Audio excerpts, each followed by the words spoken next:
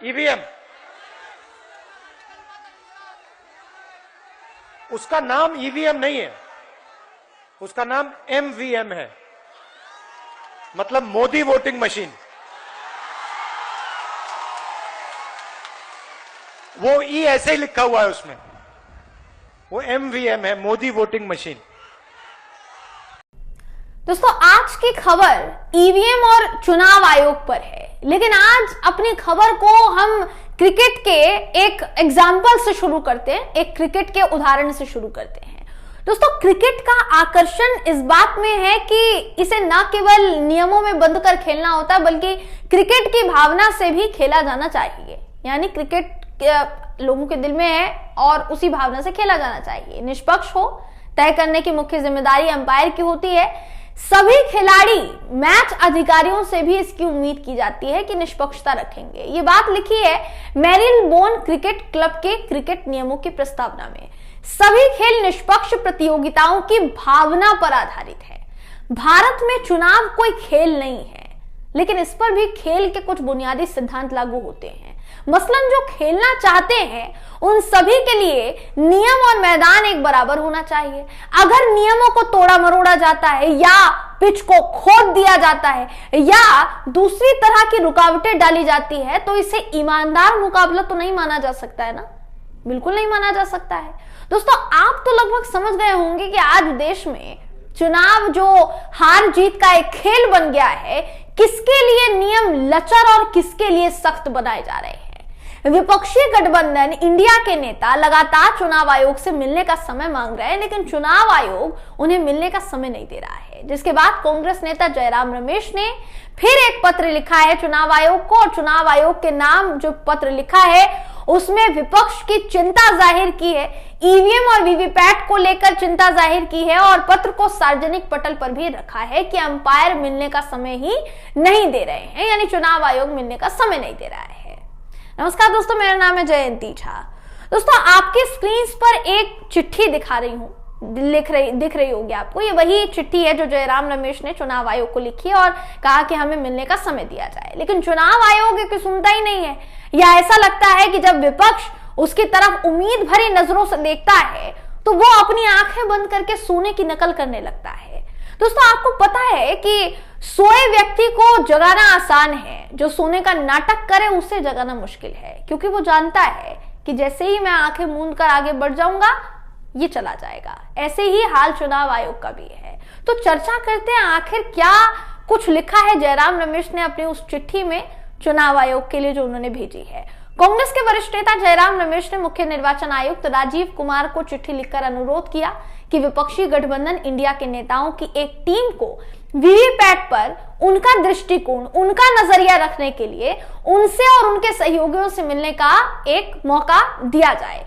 कुमार को जो ये पत्र लिखा गया, राजीव कुमार को, उस पत्र में रमेश ने आगे कहा कि 20 दिसंबर 2023 को इंडिया के घटक दलों के नेताओं ने हाल में आयोजित गठबंधन के नेताओं की एक दिन पहले हुई बैठक में पारित एक प्रस्ताव के आधार पर वीवीपैट के उपयोग पर चर्चा करने और सुझाव देने के लिए भारत निर्वाचन आयोग से समय देने का अनुरोध किया था।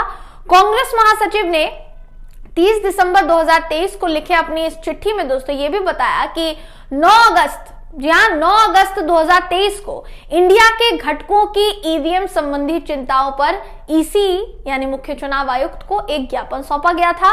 उन्होंने आगे ये भी कहा कि पिछले साल 9, 10, 16, 18, 23 अगस्त को ईसी के साथ विपक्षी गठबंधन के प्रतिनिधिमंडल की बैठक के लिए कई बार अनुरोध किया गया।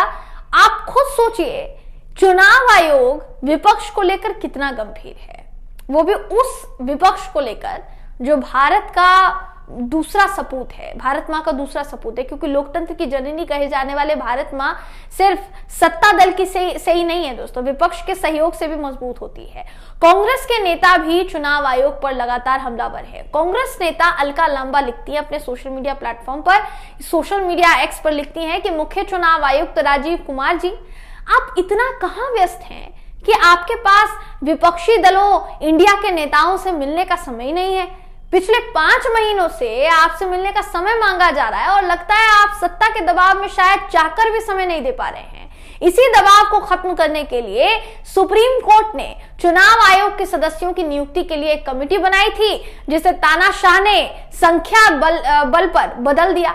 लोकतंत्र की यूं हत्या होते हम चुप बैठे देखते रहेंगे। कब तक देखते रहेंगे? चुनाव आयोग का घेराव ही अब एकमात्र लोकतांत्रिक रास्ता बचता है। सुनना तो आपको पड़ेगा ही। तमाम तरह के आरोप विपक्ष की तरफ से दोस्तों चुनाव आयोग पर लग रहे हैं।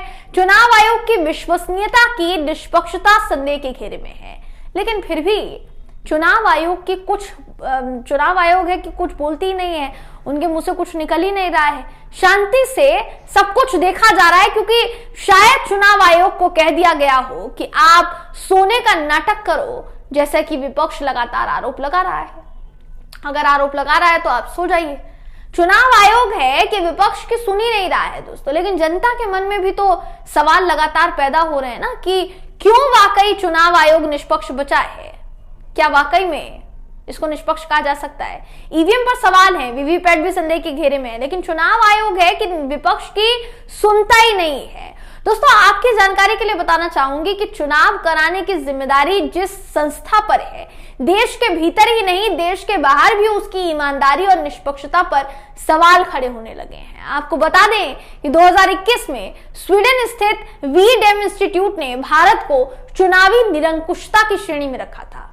हमारे देश के चुनाव आयोग की आजादी में गिरावट की वजह भारत की रेटिंग जो है वो गिरी है। भारत की रेटिंग गिरी है। 2019 में चुनाव आयोग की भूमिका पर प्रधानमंत्री नरेंद्र मोदी या गृह मंत्री अमित शाह ने कुछ भी कहने से यह कहते हुए इनकार कर दिया था कि वो पुरानी रवायत है, तो जो पहले से चला आ रहा है उसको हम कैसे बदल सकते हैं। 2020 में एक अभूतपूर्व कदम उठाते हुए आंतरिक बैठकों में मुखर रहने वाले एकमात्र चुनाव आयुक्त अशोक लवासा को अगला मुख्य चुनाव आयुक्त न बनाकर मनीला के एशियाई विकास बैंक में भेज दिया गया। चुनाव आयोग जो है अलग अलग राजनीतिक संगठनों को सुधरने की नसीहत देता रहता है दोस्तों, लेकिन विपक्ष अब शायद चुनाव आयोग को कह रहा है कि पहले खुद तो सुधरो फिर दूसरों को सुधारो।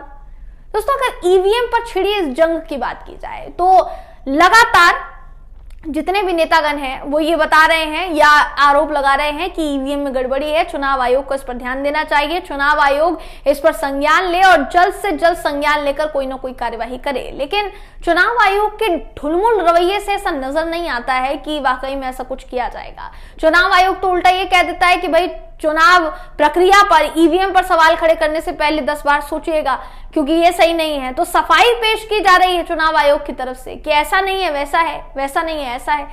सवाल ये कि आपको सफाई पेश करने की जरूरत नहीं पड़ती अगर सबके सवालों के जवाब आप दे देते, सभी दलों के सवालों के जवाब अगर आप दे देते तो ऐसी सफाई की जरूरत नहीं पड़ती। अब जैसा इससे पहले भी मैं आपको कई बार बता चुकी हूं कि महमूद प्राचा जो कि सुप्रीम कोर्ट के वकील हैं, वहीं भानु प्रताप भी जो कि वरिष्ठ वकील हैं, ये सारे वकील मिलकर चुनाव आयोग के खिलाफ, ईवीएम के खिलाफ विरोध प्रदर्शन करने वाले हैं। देखने वाली बात होगी कि सरकार या मान लीजिए चुनाव आयोग उनकी बातों पर ध्यान देता है या नहीं। साथ ही विपक्षी गठबंधन इंडिया जो कह रहा है उस पर चुनाव आयोग ध्यान देता है या नहीं, ये भी देखने वाली बात होगी दोस्तों। फिलहाल इस खबर में बस इतना ही। आप इस खबर पर क्या सोचते हैं, आपकी इस पर क्या राय है, कमेंट करके जरूर बताइएगा। वीडियो अगर आपको पसंद आया हो तो वीडियो को लाइक कीजिए, शेयर कीजिए, चैनल को सब्सक्राइब करना बिल्कुल भी ना भूलें। फिर मुलाकात होगी आपसे अगली वीडियो में, तब तक के लिए नमस्कार।